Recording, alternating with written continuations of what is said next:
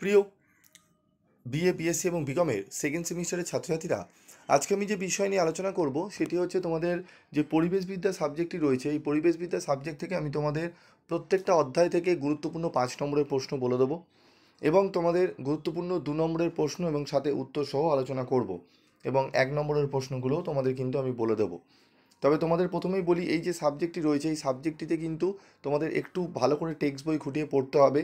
অনেক জায়গায় রয়েছে দেখবে, মানে দিনে হয়তো প্রত্যেক দিনই তোমাদের 3টে 4টে করে ভিডিও আপলোড করে তোমাদের দেয়, কিন্তু কাজের কাজ কিছু হয় বলে আমার মনে হয় না। কারণ এই সাবজেক্টটিতে বারবার করে প্রশ্ন তোমাদের দিলেই যে কয়েকটা গুটি কয়েক প্রশ্ন পড়ে গেলে সেইভাবে কিন্তু কমন আসার সম্ভাবনা কম থাকে।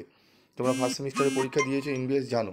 তবে এই সাবজেক্টটি কেমনভাবে পড়বে সেটি বলবো, এবং তোমরা যারা পিবি স্টাডি ক্লাসে সাজেশান পেতে বা পাওয়ার জন্য বসে রয়েছে, তোমরা অনেকে রিকোয়েস্ট করেছিলে স্যার চ্যাপ্টার ওয়াইজ কিছু বাছাই করা প্রশ্ন এখন আপাতত বলে দিন, আমরা পড়তে থাকি, তারপর আপনি লাস্ট মিনিটে সাজেশান দেবেন। তো আমি তোমাদের প্রত্যেকটা অধ্যায় থেকে আমি তোমাদের প্রশ্ন বলবো, এই প্রশ্নগুলো একটু ভালো করে তোমরা এখন থেকে রেডি করো, আমি লাস্ট মিনিটে তোমাদের বাছাই করা প্রশ্নগুলো বলে দেবো। তবে আমি বারবারই বলবো, এই সাবজেক্টটি তোমাদের একটু টেক্সট বই খুঁটিয়ে ভালো করে পড়া দরকার অতি অবশ্যই, ঠিক আছে? তো দেখো, আমাদের টোটাল 50 নম্বরের পরীক্ষা হবে, তোমরা জানো। এমসিকিউ 10টি, 2 নম্বরের 10টি এবং 5 নম্বরের 4টি। তো 5 নম্বরের গুরুত্বপূর্ণ প্রশ্ন প্রথম অধ্যায় থেকে কোনগুলো পড়বো চলো আমরা দেখে নিই। দেখে নেবো প্রথম অধ্যায় থেকে যে প্রশ্নটি প্রথমে পড়বো সেটি হচ্ছে পরিবেশ শিক্ষা কাকে বলে, এর গুরুত্ব লেখো এবং এর উদ্দেশ্যটাও পড়ে রাখবে। এর গুরুত্ব এবং উদ্দেশ্য খুবই গুরুত্বপূর্ণ, নয় 2-এ দেবে নয় 5-এ দেবেই দেবে, ঠিক আছে? এই প্রশ্নটা খুব ভালো করে পড়বে, পরিবেশ শিক্ষা কাকে বলে, এর গুরুত্ব বা এর উদ্দেশ্য, ঠিক আছে? ত্রিপিলিসি ঘোষণা 1977 সম্পর্কে আলোচনা করো, প্রশ্নটিও গুরুত্বপূর্ণ। পরিবেশ শিক্ষার সৃষ্টি উৎপত্তি ব্যাখ্যা করো। তারপর রয়েছে পরিবেশ শিক্ষার দর্শন সম্পর্কে আলোচনা করো। এই যে 4টি প্রশ্ন পরপর রয়েছে, তার মধ্যে যে দুটো প্রশ্ন স্টার রয়েছে সেগুলো অত্যন্ত গুরুত্ব সহকারে পড়বে। তবে আমি বলবো, এখানে যে যে প্রশ্নগুলো দিয়েছি সবকটাই যদি পড়ে যাও তোমরা 5 নম্বরের এবং 2 নম্বরের 2টি প্রশ্ন কমন পেয়ে যাবে। তারপর দেখো, আরেকটি প্রশ্ন রয়েছে যেটি হচ্ছে পরিবেশগত শিক্ষার সঙ্গে পরিবেশগত সচেতনতার কি সম্পর্ক রয়েছে, এটি পড়বে।